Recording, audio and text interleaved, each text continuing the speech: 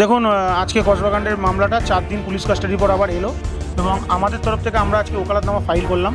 কারণ যেহেতু মনোজিৎ মিশ্রা আমার এই এয়ার অ্যাসোসিয়েট ল চেম্বারে প্র্যাকটিস করতো, ও ইন্টার্নশিপ হিসাবে আমার এখানে প্র্যাকটিস করেছে 2021 থেকে 22 থেকে 23, এবং সেটা আমরা জানার পর আমরা কেউ ছিলাম না, আমরা সব পুরীতে জগন্নাথ দেবের কাছে গেছিলাম। ফিরে এসে আমরা আজকে অ্যাপিয়ার করলাম এবং তার সাথে আমরা কিন্তু কোনো বেল অ্যাপ্লিকেশন করিনি।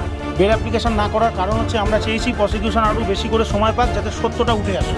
এবং আমি মনে করি প্রসিকিউশনের কাছে এই মুহূর্তে যথেষ্ট সত্য প্রমাণ আছে যেটা মনোজিৎকে নো গিল্টি বলার জন্য যথেষ্ট, কিন্তু প্রসিকিউশন সেটা সামনে আনছেন না, যেহেতু অ্যারেস্ট করে নিয়েছেন। দেখবেন আমি একটা ওখানে হিয়ারিং করেছি, ওটা ভার্বালি বলেছি যে কোর্টকে, মাননীয় জজ সাহেবকে বলেছি যে সিডিআরটা নিয়ে আসার জন্য, প্রডিউস করবার জন্য। আমার দেখার দরকার নেই, জজ সাহেব নিজেই দেখুক মেয়েটির সিডিআরটা এলেই ওখানে প্রমাণ হয়ে যাবে যে মেয়েটি কার কার সাথে কতক্ষণ ধরে কথা বলেছেন এবং কীভাবে প্ল্যানটা তৈরি করেছে।